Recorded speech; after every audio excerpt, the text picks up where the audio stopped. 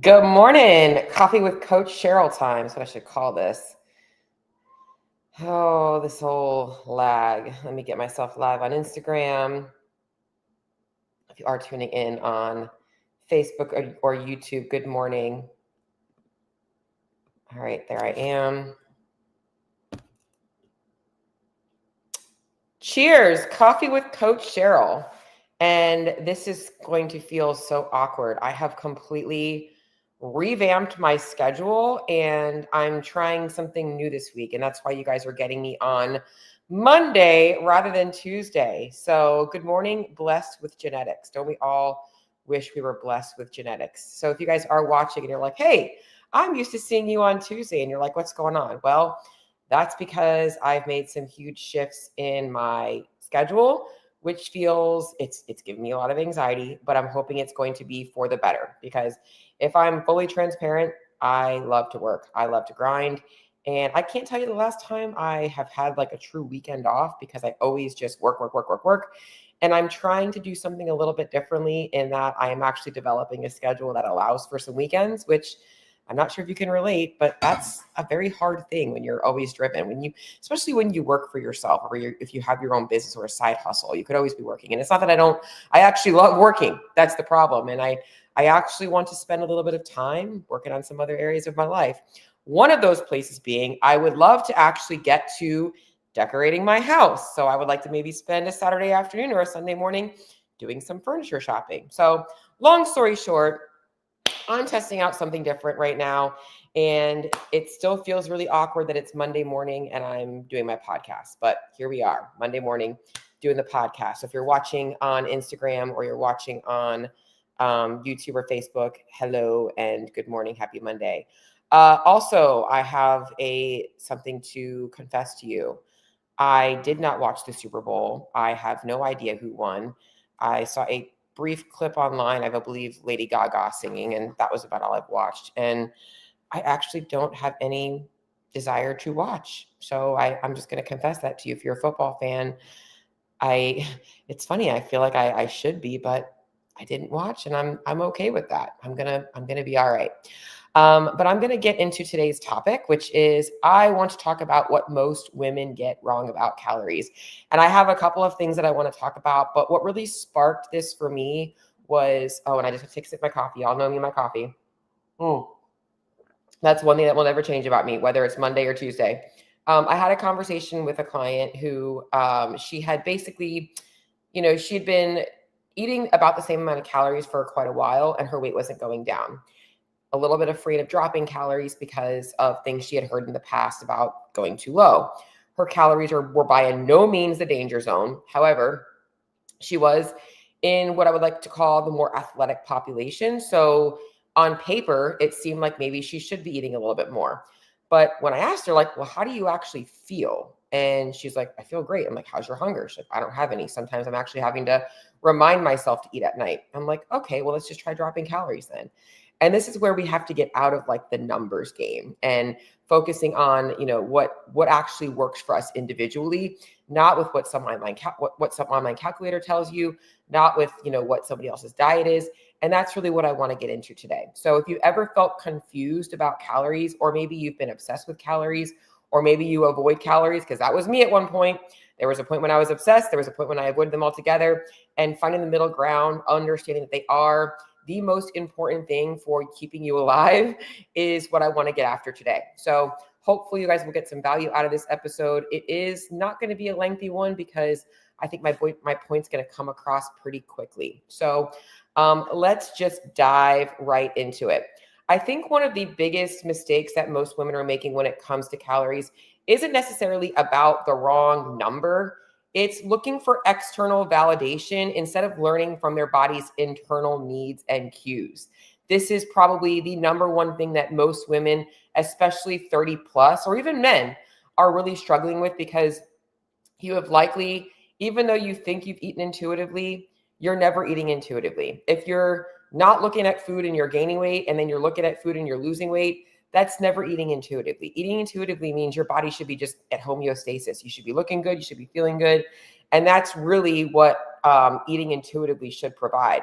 But you are so like tainted from all of the things you've done in the past that it's very hard to get back to that intuition. And that's why you're seeking external validation. What should I be doing? And my goal with my clients is to get them to figure out how to be intentional to become more intuitive. That's the sweet spot to building a diet plan that actually lasts. So a couple of things that I really want to make sure that we are touching on today is, why calorie calculators are failing you, how comparing your intake to other people's might actually cause more anxiety and fear, and why macros and calories are individualized, not universal. So if you've ever kind of been wondering what's the best split for me, this isn't something that, an online calculator might split out for you. Now there are populations of people that can have similar, I would like to say macro splits, but what I really want you to get from this today is that you do not need to be looking for another formula. You need to figure out what works for you. Okay. And that's what we're going to talk about today. Let's talk about 3 big things that are making it hard for any generic calculator to actually give you the full picture. One of them is your metabolic needs are very, very unique. And even if you went and got like a resting metabolic rate test, even those things aren't 100% accurate.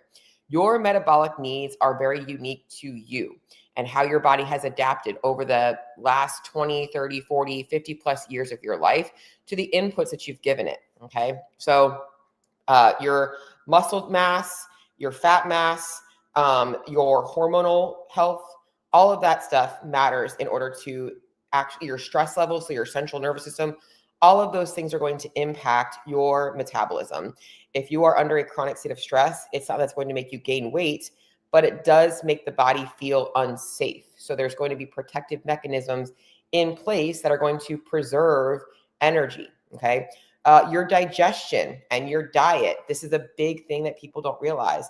If you're consuming a more whole food based diet or even a higher carb diet, you have higher thermic needs than somebody on a higher fat or a more processed diet. Okay. So how well your gut microbiome is working and functioning, how well your digestive tract is functioning. This all plays a factor. The amount of nutrients your body can actually absorb is going to impact your body's needs. Also, as I kind of already mentioned, which also kind of comes into metabolism, is things like your stress, your hormones, the amount of stress you put on yourself mentally with training, the volume of your training, sleep. All of these things are very unique. And it's why, so 2 people can be following the same program and one person could be burning more calories than the other just because of the mere fact that one person's intensity is different. So it's very important to realize that everything you're doing is very, very unique.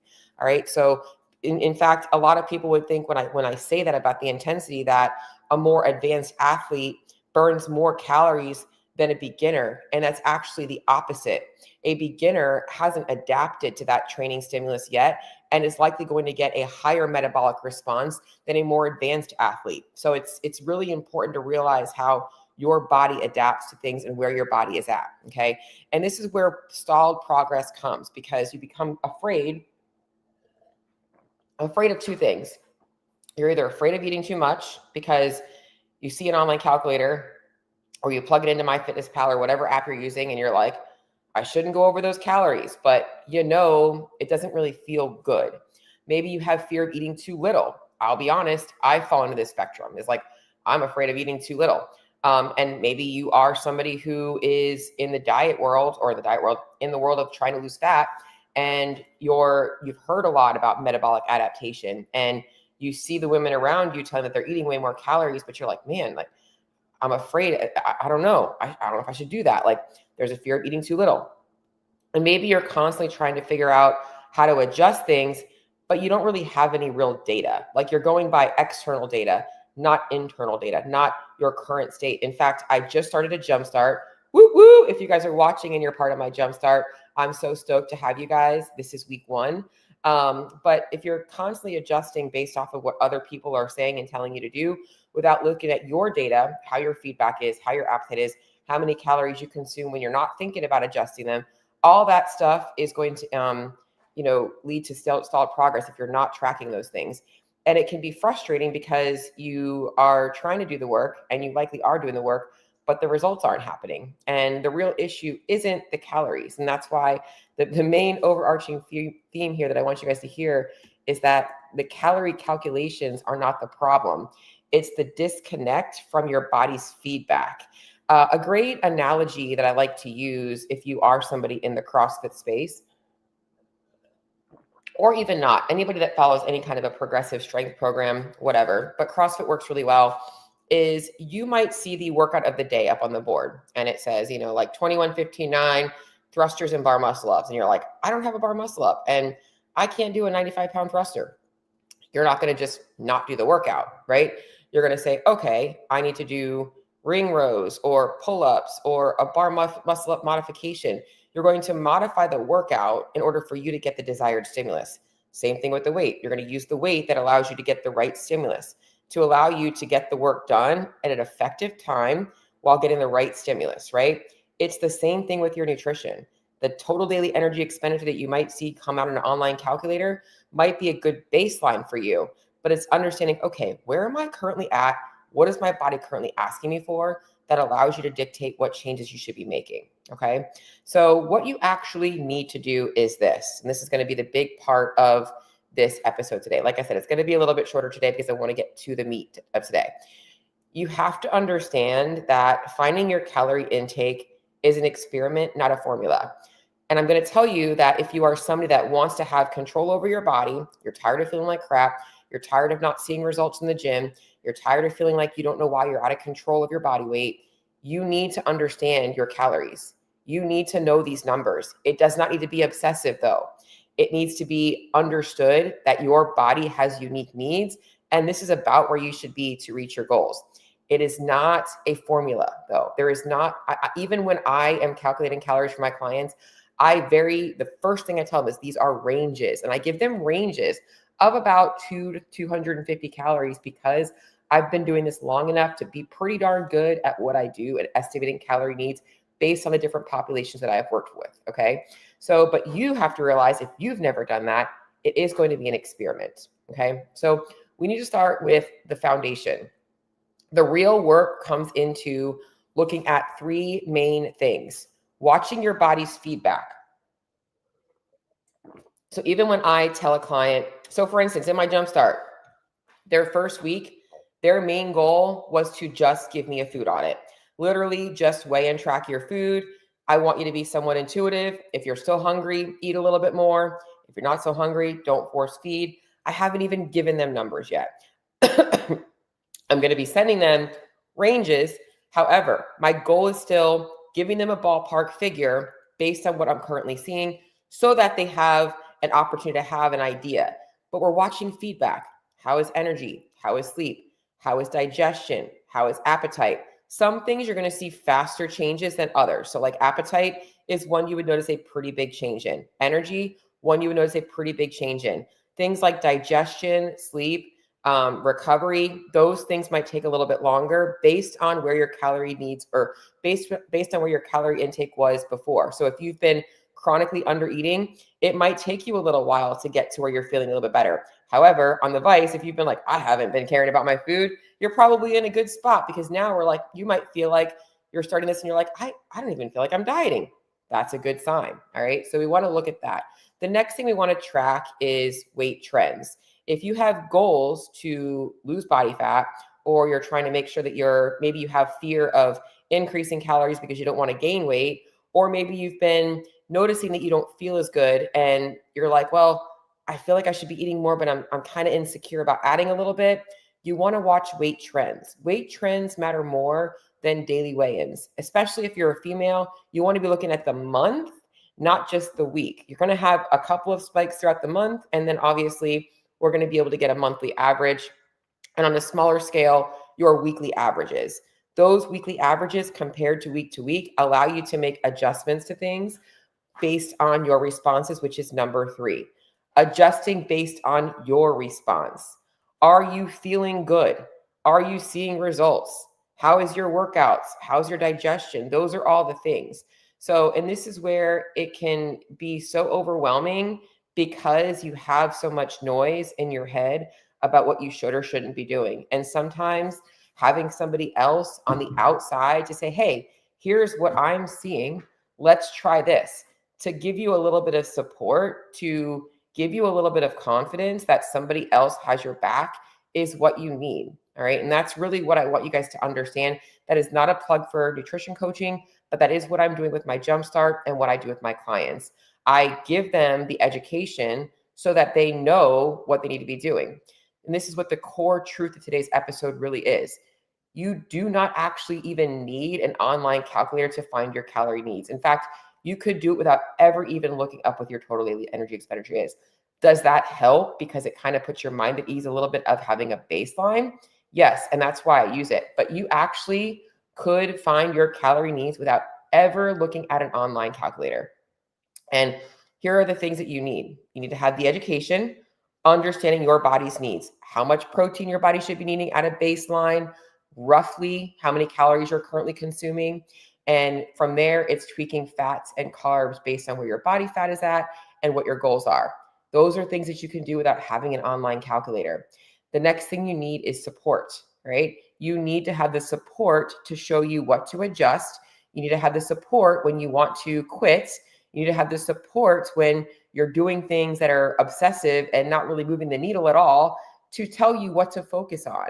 And this is what most people lack. Support is the key to success.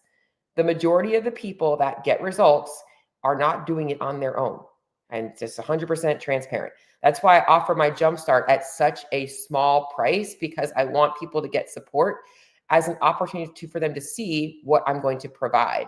I want you guys to have the option to see that beforehand. And then the next thing is understanding the awareness of your body's feedback and confidence in adjusting based on that without feeling panicked. So I get this all the time. I tried increasing my carbs, but my weight jumped up 3 pounds and I'm bloated.